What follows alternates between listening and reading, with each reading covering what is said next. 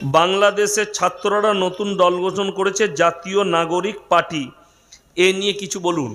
শুনেলেন, ছাত্র আন্দোলন আজকে পড়াশোনার মান ভারতবর্ষ নয় পৃথিবীতে নষ্ট হয়েছে সব দেশে একটাই কারণে, যখন স্টুডেন্টরা রাজনীতিতে যুক্ত হয়েছে। আপনারা জানেন আমাদের পার্শ্ববর্তী একটা দেশ আছে যার নাম হচ্ছে চাইনা। নাম শুনেছেন না শুনেননি? চাইনা। গত 7 বছর আগে চাইনার একদল স্টুডেন্ট, কলেজ স্টুডেন্ট, তারা সরকার জিনপিং সরকারের বিরুদ্ধে আন্দোলন করেছিল। জিনপিং সরকার তার প্রশাসনকে অর্ডার দিল, বিএসএফকে গুলি চালিয়ে গুঁড়িয়ে দাও, বুলডোজার চালিয়ে দাও, ট্যাঙ্কার দিয়ে গুঁড়িয়ে দিল। আমেরিকা চোখ রাঙালো। জর্জ ডব্লিউ বুশ সে বললে, শোনো, ছাত্রদের ওপরে তুমি আঙ্গুল তুলেছ, তোমার রেহাই নাই। চাইনার জিনপিং সরকার বললে, শোনো, এটা আমার অভ্যন্তরীণ ব্যাপার, এখানে নাক গলাতে এলে যুদ্ধ করতে হবে। চাইনাই সব থেকে টেকনোলজিতে এখন আগে কে? চাইনা। তার কারণ একটাই, ছাত্রদিকে স্টুডেন্টের মতো রাখতে দিয়েছে। যে বাংলাদেশে মুসলিম মেয়েরা ন্যাংটো হয়ে আন্দোলন করে যে আমরা স্বাধীনতা চাই, পাক স্বাধীনতা চাই, আমরা যা ইচ্ছা তাই পোশাক পরব, সেই দেশের উন্নতি কি করে হতে পারে? যে দেশে আলেমরা স্টেজের মধ্যে বেজ্জতি হয়, আলেম দিকে একটা সাধারণ লোক এসে বেজ্জতি করে, কেমন করে সেই দেশের উন্নতি হতে পারে? আপনারা ইমানদারির সঙ্গে বলুন তো। আমি আমার জীবনে 18টা বছর জলসা করছি, গোটা পশ্চিমবাংলা নয়, গোটা ভারতবর্ষ জুড়ে, তথা বোম্বাই, গুজরাট, তথা ত্রিপুরা, আসাম, মেঘালয়। আমি হায়দ্রাবাদে জলসা করেছি, ইন্দোরে জলসা করেছি। ইন্দোরে যখন জলসা করতে গেছি আমি প্রথমবার, তখন আমার নামে থানায় অভিযোগ হয়েছে, এই বক্তা ওহাবি বক্তা, এই বক্তা বাংলাদেশি বক্তা। আমার জন্য বাংলাদেশি তাকমা পর্যন্ত দিয়েছিল কারা? এক শ্রেণীর জিলাপি হুজুর। এই মালকে ইন্দোরের মাটিতে জলসা করতে দেওয়া যাবে না। তারপরে আমি যখন পৌঁছালাম এয়ারপোর্ট থেকে নেমে, বিশ্বাস করুন আমি এত খুশি হয়েছি। সেখানে আমার আধার কার্ড আমি হোয়াটসঅ্যাপে করেছিলাম। তারা দেখার পরে সেখানকার এসপি সাহেব তিনি অর্ডার দিয়েছিলেন জলসা হবে, আমার প্রশাসন দাঁড়িয়ে থাকবে। বিশ্বাস করুন আমি যখন জলসা করলাম 3 ঘন্টা 2.5 ঘন্টা বায়ান করেছি। বায়ান করার পরে টাইম শেষ, যতটা পাস ছিল ততক্ষণ পর্যন্ত। কিন্তু খুদ যে অফিসার দাঁড়িয়েছিল সে বললে, স্যার हमको बहुत अच्छा लग रहा है और 10 मिनट बोल दीजिए। জোরে বলুন না সুবহান আল্লাহ। আমি আরো 10 মিনিট বললাম, কিন্তু এতদিন পর্যন্ত বাংলার মাটিতে এত জলসা করেছি, কোন স্টেজে কোন নেতা আমাদেরকে সাহস হয়নি যে অপমান করে। ঠিক বললাম না ভুল বললাম? আমি রাজনীতির কথাও বলি, শুনেছেন না শুনেননি? আমি রাজনীতিবিদদের বিরুদ্ধেও বলি, সরকার অন্যায় করলে সরকারের বিরুদ্ধে বলি। কিন্তু আমি দেখতে পাই বাংলাদেশের মাটিতে বাংলাদেশের মানুষ জানে না ইয়াসিন সাহেব দাওয়াত নিয়েছিলাম এই বছরে, আমি কেন যাইনি? আমার কাছে লিখিত কাগজ লাগবে। আপনি স্টেজে ফুল ফর্মে কথা বলবেন, কারো বাপের হিম্মত হবে না যে আপনার বায়ানে বাধা দিই। আমি আমার ইচ্ছা মতো কোরআন হাদিসের কথা বলবো। তাতে রাজনীতির ভেতরে ঢুকতে হলেও আজকে অনেক মানুষ মনে করে আপনারা মলিসেম মানুষ, এটা জলসা কোরআন হাদিসের স্টেজ, আপনারা কেন রাজনীতির কথা বলবেন? আমি তোমাকে জিজ্ঞেস করতে চাই, যদি এই স্টেজে রাজনীতির কথা মানুষকে না বুঝাতে পারি, তাহলে একজন রাজনীতিবিদ ইসলামকে নিয়ে কি করে চিনিমিনি খেলতে পারে?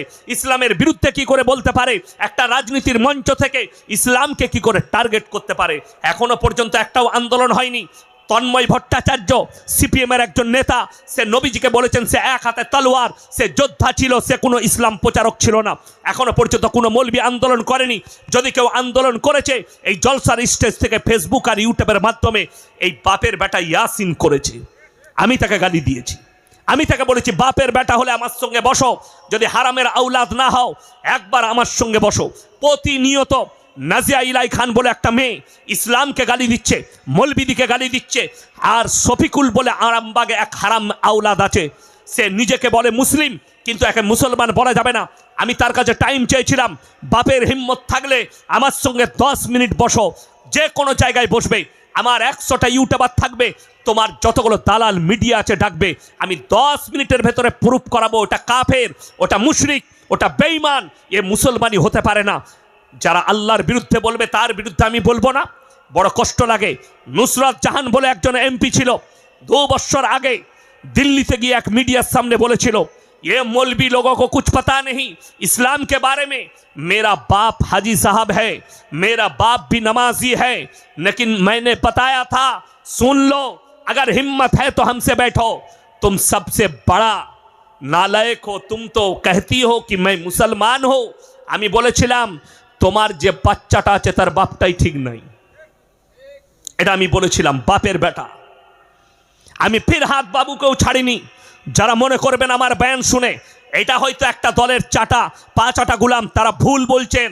না, কে যদি রাজনীতিতে নামতে হয়, আমি আল্লাহর কসম খেয়ে কোরআনকে সাক্ষী রেখে বলছি, আমি কওমে মিল্লাতের জন্য নামবো। আমাকে যদি নামতে হয় তা আমি আপনাদের জন্য রাজনীতিতে নামবো, যারা মুসলমানের বিরুদ্ধে আগুন উগলাচ্ছে। আজকে দুঃখ লাগে, বেদনা লাগে। কোরআন শিক্ষা দিয়েছে। আমি কালকে সাগর দিঘির মাটিতে বলেছি, ওয়ালা তাসুব্বুল্লাযীনা ইয়াদউনা মিন দুনিল্লাহ ফায়াসুব্বুল্লাহ আদওয়াম বিগাইরি ইলম। তোমরা কারো দেবদেবীকে গালি দিও না, কারো ধর্মকে গালি দিও না। সে যদি অজ্ঞাত অবস্থায় তোমার আল্লাহকে গালি দেয়, তোমার ক্ষতি হবে। আমার 1 লাখের বেশি বয়ান ছুটছে। আমি আমার দেশের দলিত ভাই, আমার আদিবাসী ভাই, আমার হিন্দু ভাই, আমার শিখ ভাই, আমার পাঞ্জাবি ভাই যতগুলো আছে তাদেরকে অনুরোধ করে বলছি, আমার একটা স্কিপ বার করো যে কারো দেবদেবীকে গালি দিয়েছি, আমি শ্রী রামজিকে গালি দিয়েছি, আমি দুর্গাকে গালি দিয়েছি, আমি মা দুর্গাকে গালি দিয়েছি, মা সরস্বতীকে গালি দিয়েছি, মা কালীকে গালি দিয়েছি। যদি আমার একটা স্কিপ বার করতে পারো, আমি আর জীবনে সমাজের বুকে বক্তব্য রাখবো না। কিন্তু জেনে রেখে দিবে, কেউ যদি বলে, আজকে ভেবে দেখুন, যে লোকটা মাথায় টুপি দিয়ে আপনার পাশে বসে ইফতারি করেছে, যে লোকটা বলেছে যে এই ভারতে মুসলমানরাই প্রথম ইংরেজদের বিরুদ্ধে আন্দোলন করেছে, সেই লোকটার বক্তব্য ছুটে বেড়াচ্ছে ফেসবুকে। মেদিনীপুরে বাড়ি ওই ভাঁড় নেতার, আজকে বলছে মাদ্রাসায় সন্ত্রাসবাদ তৈরি হয়, আজকে বলছে টুপিওয়ালারা সন্ত্রাসবাদ।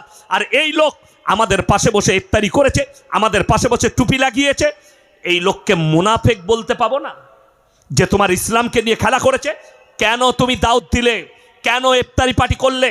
আমি সেদিনে বলেছি, আমার দেশের হিন্দু মুসলিম ভাইদিকে বুঝতে হবে, যদি কোনো হিন্দু নেতা আপনার ইফতারিতে আসে আর বলে ইফতারি ভালো, ইসলাম শান্তির ধর্ম, তার নাম গিরগিটি, আপনার ভোট পাওয়ার জন্য এসছে। কালকেই যদি ও হেরে যায়, দল পাল্টালে তার মুখের ভাষা পাল্টিয়ে যাবে, যেমন মেদিনীপুরের একটা নেতার পাল্টিয়ে গেছে। কালকে ইসলাম ভালো ছিল, কালকে মাদ্রাসা ভালো ছিল, কালকে মাদ্রাসা থেকে আন্দোলন শুরু হয়েছে, এই কথা তার মুখের বয়ান ফেসবুকে আমিও শেয়ার করেছি বয়ানটা। আজকে সে বলছে মাদ্রাসায় সন্ত্রাসবাদ তৈরি হয়। হিন্দু ভাইদের জানা দরকার, কোনো মুসলিম নেতা সে যদি হিন্দুদের ধর্ম অনুষ্ঠানে যায়, তাদের পুজো পাঠে যায়, জেনে রেখে দিবে তোমার ঠাকুরকে ভালোবেসে নয়, তোমার শ্রীরামজিকে ভালোবেসে নয়, তোমার ভোটটা ভালোবেসে গেছে, তোমাকে ধোকা দিতে গেছে। আর কোরআন বলছে লা ইলাহা উলাই ওয়ালা ইলাহা উলা, তোমরা দুটো নৌকায় পা দিও না। যারা বলছেন সম্প্রীতি বুঝান, আমি কোনো সম্প্রীতি নষ্ট করিনি। আমার বয়ান বার করো যেখানে আমি সম্প্রীতি নষ্ট করেছি, আমার বয়ানে আছে। আমি আজকে আবার বলে যাচ্ছি, রাসূল আকরাম সাল্লাল্লাহু আলাইহি সাল্লাম বলেছেন, তোমরা মুমিন ততক্ষণ হতে পারবে না যতক্ষণ পর্যন্ত তোমার পাশের গরিব তোমার কাছ থেকে সুরক্ষিত নয়। রাসূল বললেন, তোমরা দেখো না তোমার বাড়ির পাশে কে বসবাস করছে, দলিত হোক, হিন্দু হোক, আদিবাসী হোক, খ্রিস্টান হোক, সে ক্ষুধার্ত হলে খাবার দাও, বস্ত্রহীন হলে বস্ত্র দাও, বিপদে পড়লে পাশে দাঁড়াও। তাদের মন্দিরে আরতি হবে, আপনার পাশে হিন্দু ভাই বাস করে, তার মন্দির আছে, মন্দিরে আরতি হবে, মন্দিরে পুজো